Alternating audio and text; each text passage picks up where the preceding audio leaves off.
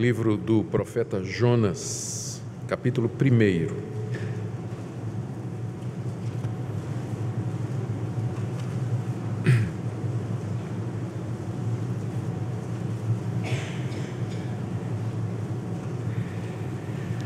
E vamos ler do verso 1 até o verso 17.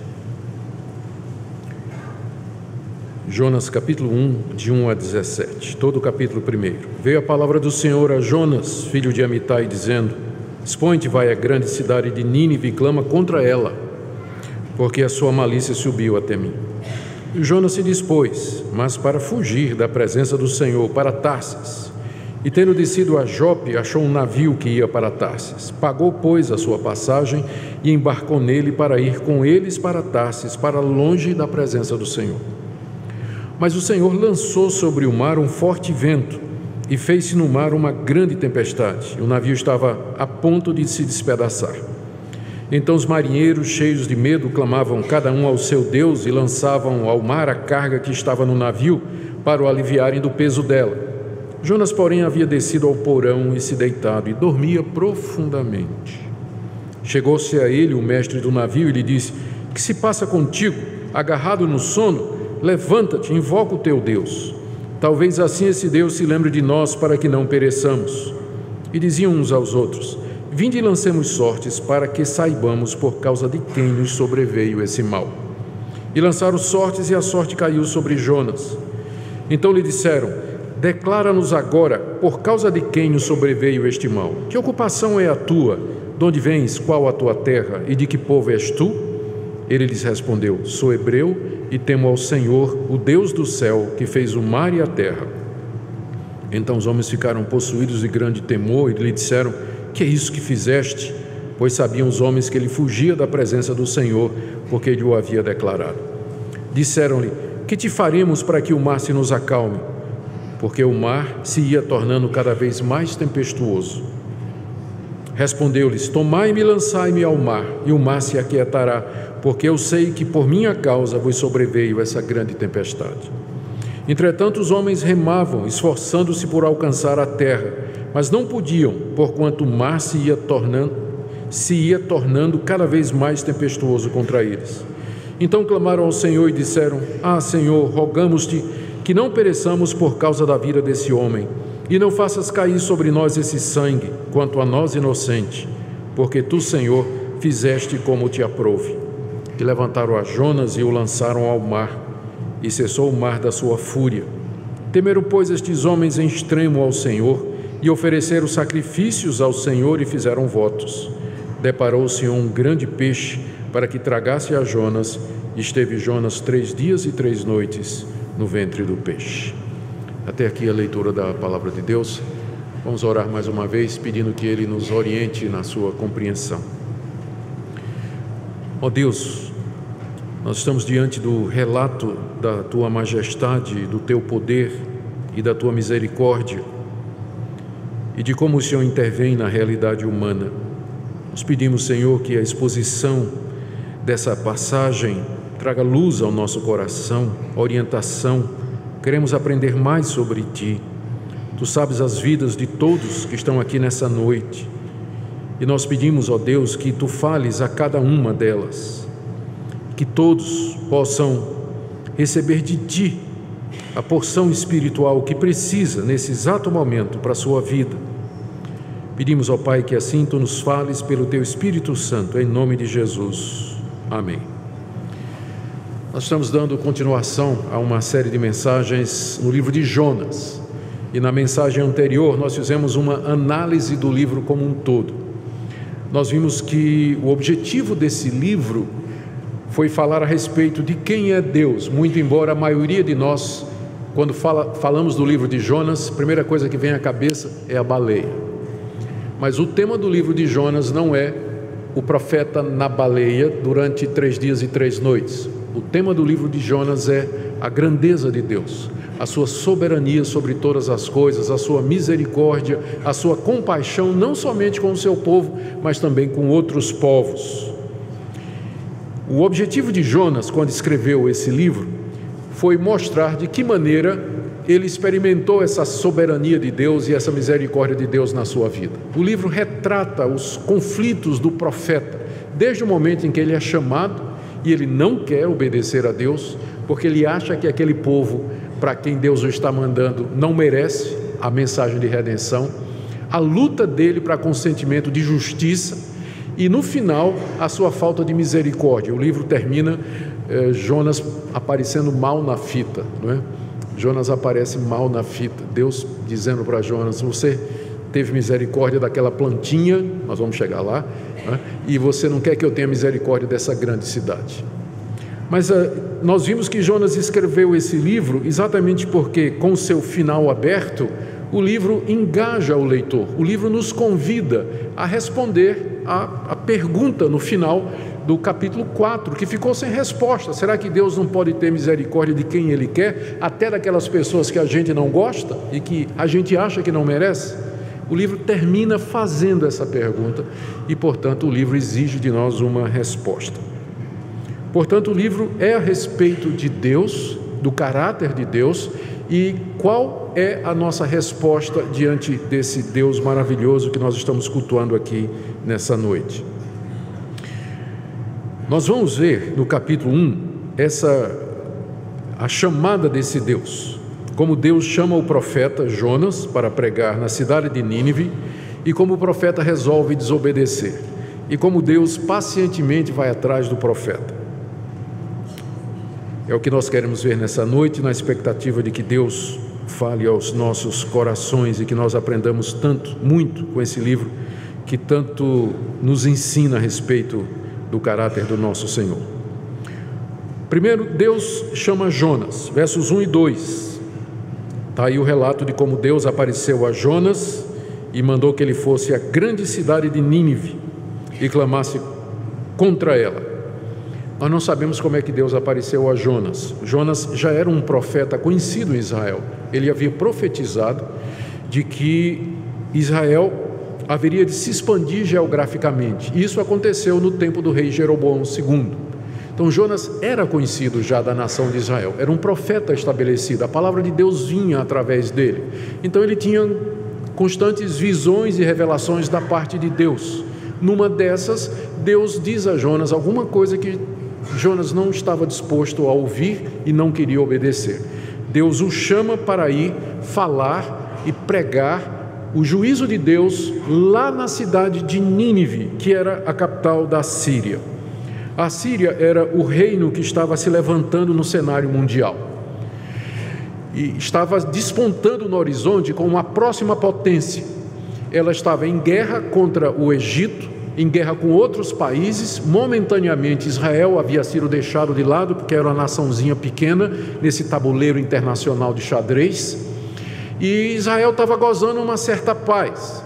E Deus agora quer que Jonas vá na capital do império emergente, que era a Síria, para clamar contra ela, contra a cidade, porque a maldade e a malícia da cidade havia chegado até Deus. Nínive tinha naquela época cerca de 120 mil pessoas que não sabiam distinguir da mão direita e da esquerda. É o que diz lá no final do livro, no capítulo 4, verso 11. Alguns acham que isso significa 120 mil crianças e que, portanto, a população de Nínive era alguma coisa assim, do tipo de 600 a 700 mil pessoas. Era de fato uma cidade muito grande. E ela ficava a 800 quilômetros ao norte de Israel.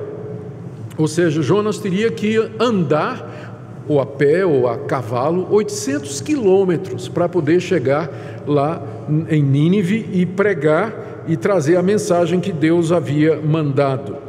Não é? Então já tem esse aspecto contra. Jonas é o único profeta do Antigo Testamento que recebeu uma ordem como essa. Geralmente os profetas eram convocados para pregar na própria nação de Israel, mas Jonas é o único que Deus manda a uma cidade de outro povo para anunciar o juízo contra aquela cidade. E a razão pela qual Deus quer que Jonas vá a Nínive, está aí no final do verso 2, é porque a malícia de Nínive subiu até Deus. Malícia aqui no hebraico pode significar também maldade, e faz mais sentido. Os assírios eram extremamente perversos. Eles tinham uma máquina de guerra, um exército extremamente poderoso e muito cruel. Eles matavam com atrocidade, eles gostavam de torturar as vítimas de guerra e matavam com muita facilidade. E com certeza aquela maldade tão conhecida havia finalmente provocado a justiça de Deus. E Deus, que não é Deus somente da nação de Israel, mas Ele é Deus de todas as nações, Deus ficou indignado com os assírios. Muito embora os assírios não conhecessem a Deus, não adorassem a Deus, talvez nunca ouviram o nome de Deus, mas isso não quer dizer que Deus não era Senhor também deles, e que eles teriam que responder a Deus pela sua conduta. Então Deus, ofendido na sua justiça, na sua verdade, Ele resolve chamar um profeta que o conhece para avisar a cidade: eu vou trazer o meu juízo contra vocês, ainda que vocês não me conheçam. Eu vou trazer o meu juízo contra vocês. O que mostra que Deus se importa, que Deus está vendo as guerras, Deus está vendo as atrocidades, Deus está vendo o que acontece no Oriente Médio, o que aconteceu em Bruxelas, o que aconteceu agora recentemente no Paquistão, o que é que acontece em todos os países. Deus está vendo. E Ele não está inerte.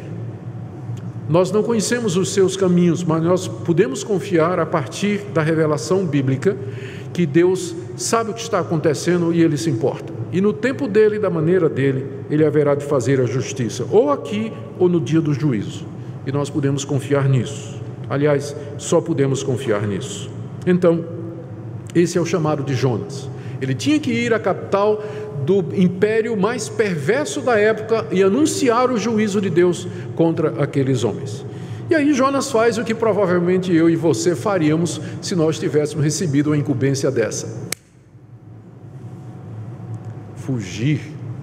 Veja o que diz o verso 3, Jonas se dispôs, porque no verso 2, Deus disse assim: dispõe-te.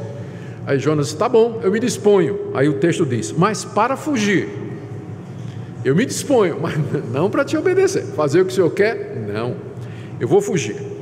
E Jonas então resolve fugir. Diz aqui que ele queria fugir, verso 3, da presença do Senhor. É muito estranho um profeta hebreu que sabe que Deus está em todo lugar. Nós acabamos de ler o Salmo 139, onde fala, o Davi diz: se eu me esconder no fundo do mar, o Senhor está lá. Se eu tomar as asas da alvorada, o Senhor está lá também. Não tem buraco nesse mundo que eu possa me esconder que o Senhor não me acha. Então os judeus sabiam disso, mas Jonas, na sua desobediência, ele imaginou que ele podia fugir da presença de Deus, e ele resolveu ir embora. Ele não queria ficar na presença de Deus, daquele Deus que lhe mandava fazer o que ele não tinha vontade.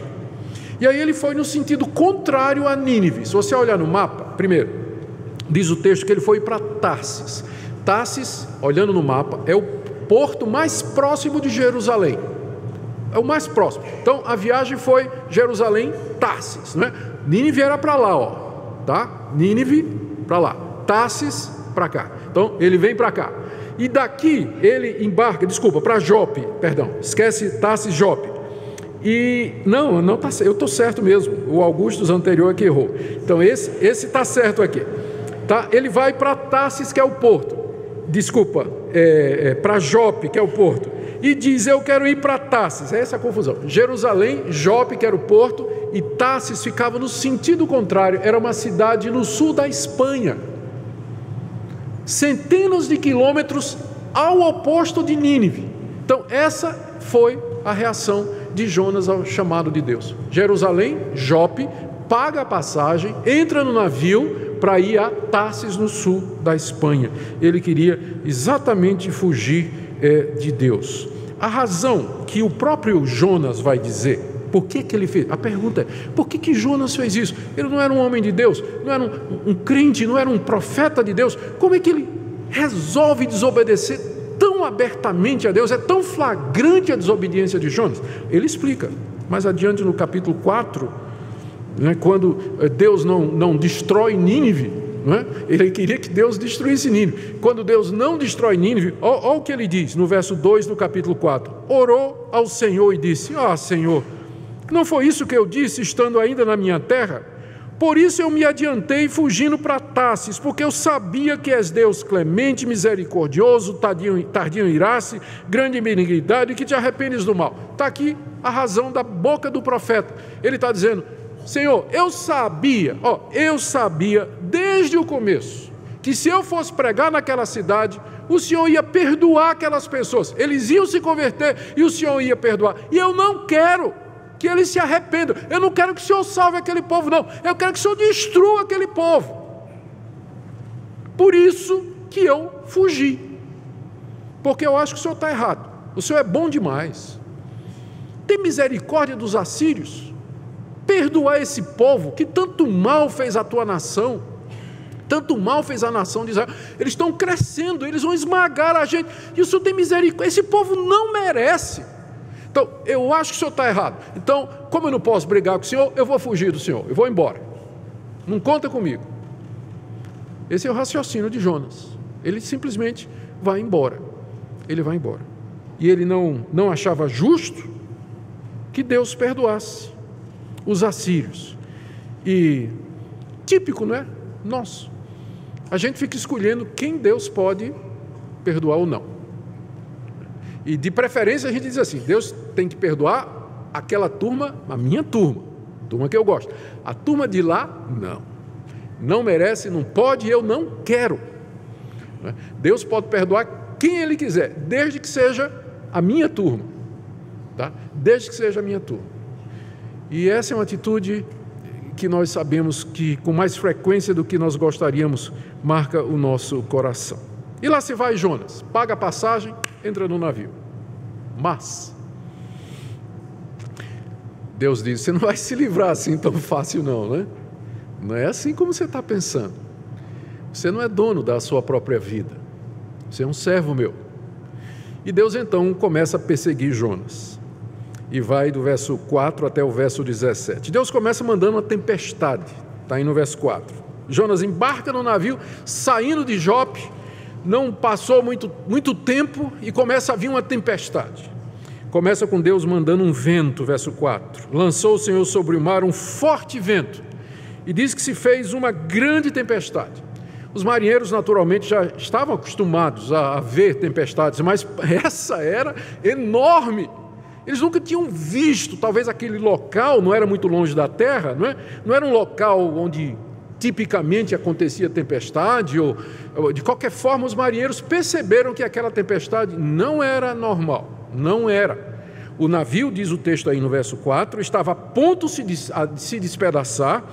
O verso 5 diz que os marinheiros estavam cheios de medo, e aí na hora que o pitbull se solta não tem ateu, né? Todo mundo começa a clamar ao seu Deus. Todo mundo começa a clamar ao seu Deus, é o que diz o verso 5. Eles começaram a gritar, né, para os deuses, e quem não tinha Deus arrumou um lá na hora. Começou a clamar, porque a coisa estava ficando muito feia. Eles nunca tinham visto uma coisa dessa. E aí, desesperados, verso 5, né, começa a lançar ao mar a carga que estava no navio, que era uma das providências que era tomada para o navio ficar mais leve e não afundar com tanta facilidade. Enquanto isso, o crente desceu ao porão e se deitou, e diz lá que ele dormia profundamente, do tipo assim, não tinha o menor peso na consciência do que ele tinha feito. Ele achava que estava certinho, foi dormir sem nenhum conflito. Mas será que eu fiz a coisa certa? Será que eu não devia obedecer a Deus? Ele está dormindo profundamente. Naquela época não tinha Rivotril, então ele estava profundamente. E o navio se quebrando lá fora.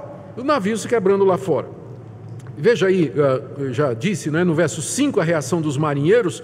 Eles clamaram cada um ao seu Deus. Esses marinheiros, pensando lá em Jope, região da Fenícia, era provavelmente fenícios. Vocês lembram que os fenícios eram conhecidos por serem excelentes marinheiros. Era uma nação feita de navegadores, que fizeram muitas expedições, descobriram muita terra, eram bastante aventureiros. Mas esses marinheiros experimentados, eles estão com medo e clamando aos seus deuses. Havia muitos deuses na Fenícia. A Fenícia era uma nação politeísta, acreditava na existência de muitos deuses, e aqui os marinheiros estão clamando a esses deuses, e se tinha marinheiro de outra nacionalidade, estava clamando lá ao seu Deus, porque a situação estava de fato terrível, né? E o verso 6 fala que o mestre do navio, provavelmente o capitão, ele descobriu que tinha alguém lá dentro que estava faltando a reunião de oração. Ele convocou a reunião de oração. Todo mundo estava clamando aos seus deuses. Está todo mundo aqui, clama com o seu Deus. Mas peraí, tem um passageiro, não tem um passageiro? Está faltando um passageiro aqui. Ele desce lá no porão, lá está o passageiro Jonas dormindo. Aí, né? Acorda, diz aí, dormente. Verso 6. Que se passa contigo, agarrado no sono, literalmente, dormente, né? Acorda, seu dormente. Como é que você consegue ficar assim no meio dessa situação? Invoca o teu Deus, quem sabe esse Deus se lembre de nós, para que não pereçamos. É claro que os marinheiros não tinham o menor conhecimento do Deus verdadeiro ainda, mas eles sabiam que Jonas acreditava em algum Deus. Todo mundo naquela época acreditava em um Deus, hoje também. Mesmo que as pessoas digam que não acreditam em Deus, mas elas acreditam no Deus dinheiro, no Deus sexo, no Deus eu mesmo, no Deus política, partido político. Todo mundo tem Deus hoje, sempre foi assim. E na hora do desespero, cada um se agarra com aquilo que considera Deus. Então, essa foi a lógica do mestre do navio. Ele chegou para Jonas e diz, você também, você deve ter um Deus, clama a esse Deus. Quem é você? Vai lá, pergunta, não é?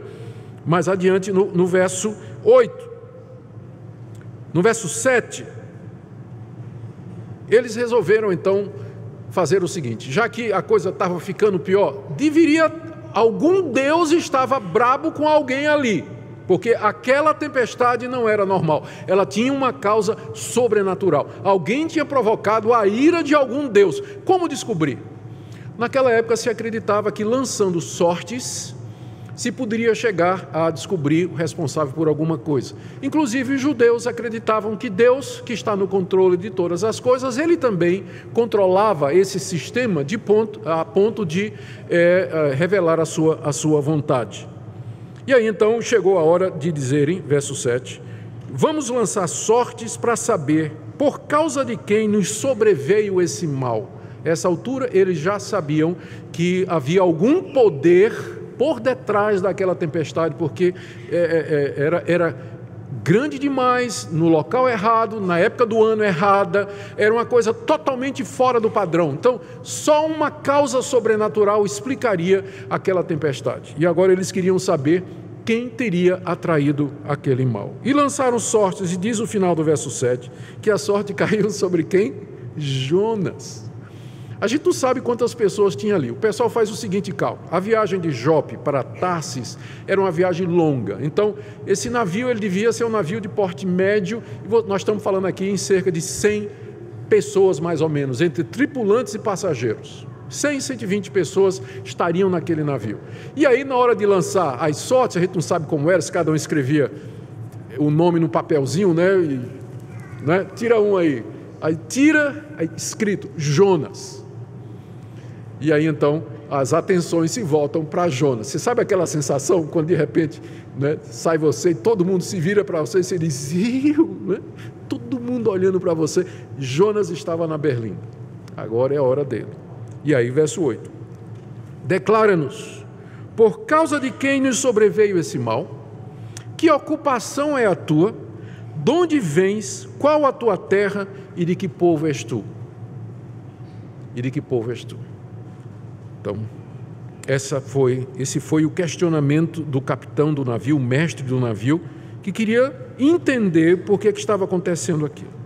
E Jonas dá a resposta no verso 9. Ele diz assim, sou hebreu, ou seja, eu sou da nação de Israel, sou judeu, temo ao Senhor, esse é o meu Deus. A palavra Senhor aqui no hebraico é Yahweh, é o nome pactual de Deus, é o nome pelo qual ele se revelou a Abraão, Isaque, Jacó e depois a Moisés. É o nome próprio de Deus, é o nome dele. Ele diz: eu temo a Yahweh, o Deus do céu, porque não há outro além dele, que fez o mar e a terra. Quando os homens ouviram isso, verso 10, eles ficaram possuídos de grande temor, não é para menos. Presta atenção, geralmente na Bíblia, quando os autores bíblicos se referem a Deus como Criador, dizem que Deus fez os céus, a terra e o mar. O mar vem por último. Jonas foi dizer que ele acreditava no Deus que fez o mar e a terra. A pergunta é, como é que ele pensava que ia escapar pelo mar do Deus que fez o mar? É um profeta sem noção, né? Porque, e é interessante, o Deus que fez o mar e a terra, geralmente é a terra e o mar, mas agora Jonas enfatiza que eu estou fugindo do Deus que fez o mar e a terra, e esse Deus que fez o mar e a terra, é Ele que está por detrás dessa tempestade. E aí então o pavor dos marinheiros aumentou mais ainda, verso 10, note que no verso 5 diz que os marinheiros estavam cheios de medo, o verso 10 já diz que eles ficaram possuídos de grande temor. O medo estava aumentando, né? Ainda mais quando Jonas revelou quem era o Deus que estava por detrás. Não era uma divindade qualquer não, mas era o Todo-Poderoso que fez todas as coisas. Os marinheiros então gritaram com Jonas no verso 10, que é isso que fizestes? Pois sabiam os homens que ele fugia da presença do Senhor, porque ele havia declarado. Além de dizer quem ele era, o Deus que ele temia, e da sua nação, Jonas disse: eu estou aqui porque eu estou fugindo desse Deus. Esse Deus me deu uma missão, esse Deus me chamou e eu resolvi desobedecer esse Deus. Agora, por minha causa, estas coisas estão acontecendo. Estas coisas estão acontecendo. Veja que os marinheiros temeram mais a Deus do que Jonas. E aí vem o castigo de Jonas, do verso 11 ao verso 15. Os marinheiros perguntaram: o que é que nós vamos fazer então contigo para que o mar se acalme? Porque o mar ia ficando cada vez mais tempestuoso. Eles estavam lá conversando, discutindo, e a tempestade ficando pior, virando tsunami, né? Que te faremos? Resposta de Jonas, agora plenamente consciente de que não tem como fugir da presença de Deus. Plenamente consciente, ele diz: tomai-me e lançai-me ao mar, e o mar se aquietará, porque eu sei que por minha causa vos sobreveio essa grande tempestade. Jonas era um homem crente, ele era temente a Deus, e quando ele foi apanhado, quando ele percebeu que a atitude dele colocou em risco a vida de outras pessoas, a integridade de outras pessoas, ele assumiu a plena responsabilidade. Ele conhecia Deus, ele sabia que isso era obra de Deus, e que Deus não o deixaria se safar tão facilmente como ele queria. Ele viu a mão de Deus ali. Então ele disse: não, Deus está atrás é de mim, não é de vocês não. Então se vocês me jogarem no mar, então isso tudo vai terminar. Porque Jonas pensava: Deus quer me matar, Deus quer acabar comigo por conta daquilo que eu fiz. Então vamos fazer o que Deus quer, pode me jogar no mar. Jogar Jonas no mar no meio da tempestade equivaleria a o quê? Matá-lo, não é? Matá-lo. Então é isso que ele está dizendo: eu mereço morrer, só tem um jeito de acabar com isso, é vocês me jogarem no mar, que meu fim então está próximo. Mas aí, por incrível que pareça, os marinheiros não queriam fazer isso. Diz o verso 13 que os homens começaram a remar, se esforçando para alcançar a terra. Por isso que eu disse que isso aconteceu não muito longe do porto, né? A ponto deles tentarem, né? Talvez dava até para avistar a terra e dizer: vamos ver se a gente consegue chegar lá, gente, vamos ver lá, vamos lá remando todo mundo, vamos lá, não vamos matar esse homem não, coisa nenhuma, vamos remar, vamos chegar na terra. Mas verso 13 diz que não podiam, porque o mar se ia tornando cada vez mais tempestuoso contra eles. Deus dizendo: vai ser do jeito que eu quero. Os homens lá remando e a tempestade só ficando pior, não saía do canto, porque era Deus que estava por trás disso. E quem é o homem para afrontar os planos de Deus e o desígnio de Deus? Então finalmente, né, eles desistiram, diz o verso 14, que eles clamaram a Deus, e agora eles clamam a Deus usando o nome de Deus: Yahweh, rogamos-te que não pereçamos por causa da vida desse homem, e não faças cair sobre nós esse sangue, quanto a nós inocentes. Nós somos inocentes da morte dele. Não nos culpes pelo que nós vamos fazer agora.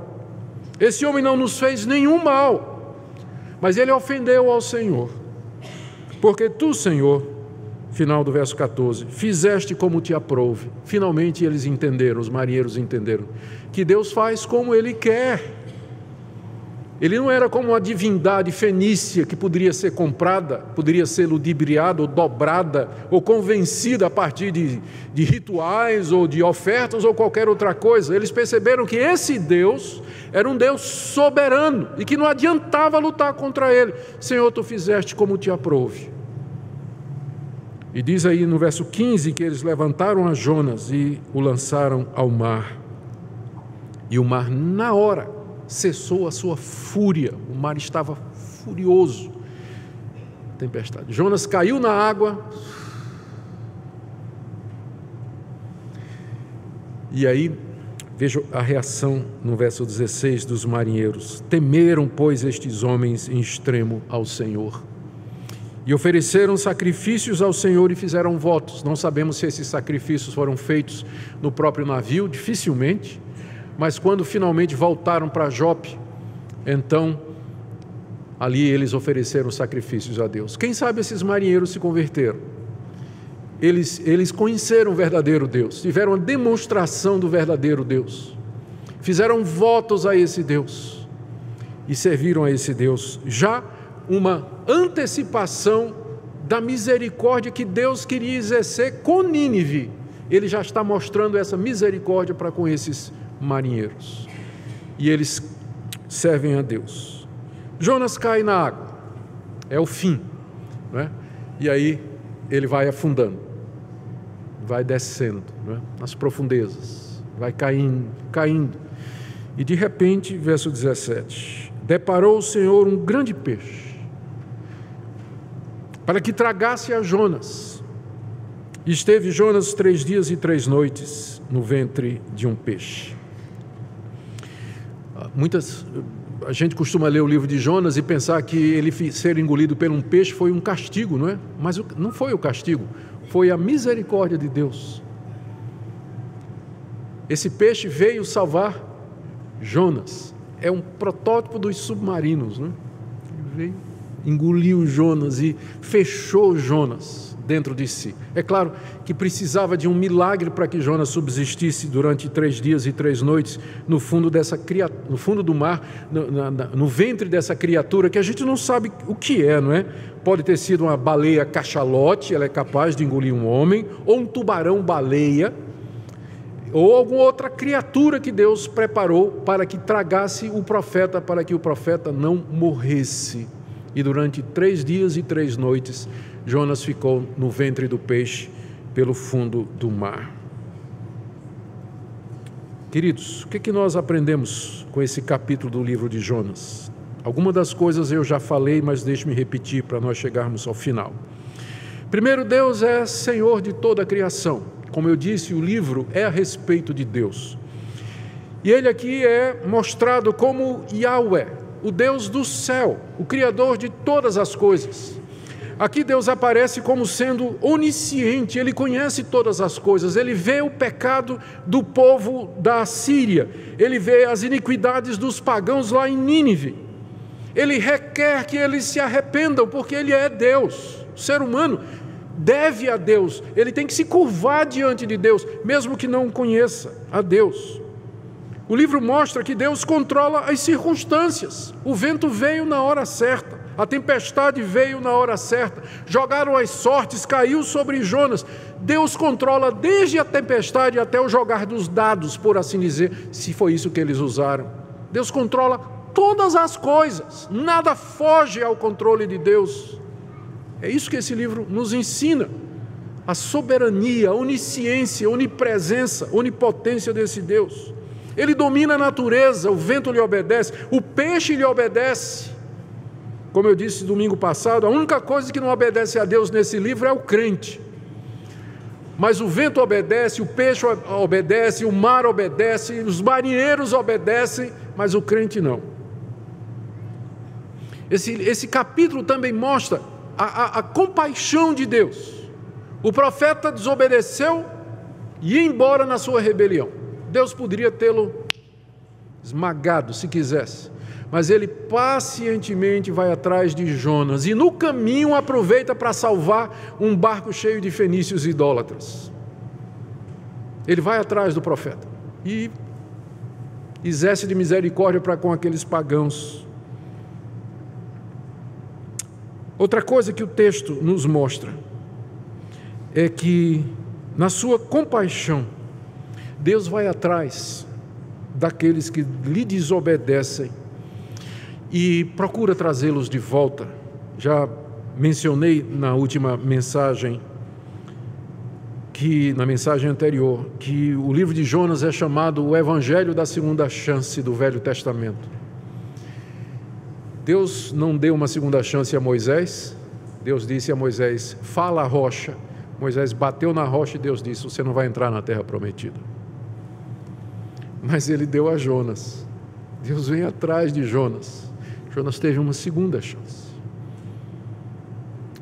Deus lhe deu uma oportunidade de fazer certo outra vez. E eu quero concluir então trazendo essas doutrinas em termos práticos para nós. O que é que nós deveríamos decidir fazer à luz disso? Que mudanças ou que atitudes nós devemos tomar à luz do que é exposto aqui? Em primeiro lugar, eu creio que você deve aprender a descansar o seu coração na soberania desse Deus, o Deus que você conhece, o Deus a quem você serve, o Deus a quem você teme. Ele é o soberano Senhor de toda a terra. Até a tempestade que parece ser o seu fim, até ser lançado no mar que parece o seu fim, está no controle dele, e ele faz com que todas as coisas cooperem para o bem daqueles que o amam. Pode ser que Jonas, no meio daquela tempestade, sentindo que ele tinha errado diante de Deus, sendo jogado ao mar, ele disse: ali é o meu fim, mas na verdade era o começo. Porque esse Deus está no controle, e a Bíblia afirma, e eu repito essa passagem: todas as coisas cooperam para o bem daqueles que amam a Deus. O bem aqui nem sempre é o teu conforto, a tua saúde, a tua segurança e aquilo que você deseja, mas aquilo que é bom para você, para o seu crescimento, para preparar você para a vida eterna, para criar caráter, para ensinar você a ser cristão. Então Deus vai usar tudo isso para operar na sua vida. Então descanse o seu coração, mesmo que agora você esteja no meio da tempestade, se sentindo caindo no mar ou no ventre de um grande peixe, figuradamente. Descanse o seu coração, Ele está no controle, ainda que você não possa ver o final da história ainda. Jonas não tinha a menor ideia do que é que ia acontecer ainda, mas Deus está no controle. Descanse o seu coração na misericórdia dEle. Segunda aplicação prática: pare de fugir de Deus. Pare de fugir. Eu não estou me referindo aqui àqueles que dizem que foram chamados por Deus para serem missionários, pastores, pregadores e resolveram seguir outro caminho. Com frequência o livro de Jonas é usado para dizer que se você tem um chamado de Deus para ser um pregador e não for, Deus vai atrás de você, como foi atrás de Jonas. Eu não penso que essa é uma lição que nós podemos tirar aqui. A lição, se vamos tirar desse ponto, é que não tem como você fugir da presença de Deus. Se você sabe o que é certo, o que Deus quer, se você sabe o que é que você precisa fazer, não adianta demorar, procrastinar, se justificar. Pare de fugir e tenha o encontro com esse Deus que é misericordioso e compassivo. Ele teve misericórdia de Jonas e teve misericórdia daqueles marinheiros, e mais tarde ele vai ter da cidade de Nínive, como nós vamos ver. Então, pode parar e se voltar para Deus. É isso que eu queria que você resolvesse fazer nessa noite. Eu não sei a que distância você está, talvez você esteja só em Jope, talvez você já esteja no meio caminho de Tarsis, talvez você já chegou lá em Tarsis. Mas onde quer que você esteja, Ele é Deus, e você não pode fugir dEle. E está na hora de dizer: Senhor, eis-me aqui. Tudo isso que está acontecendo é responsabilidade minha.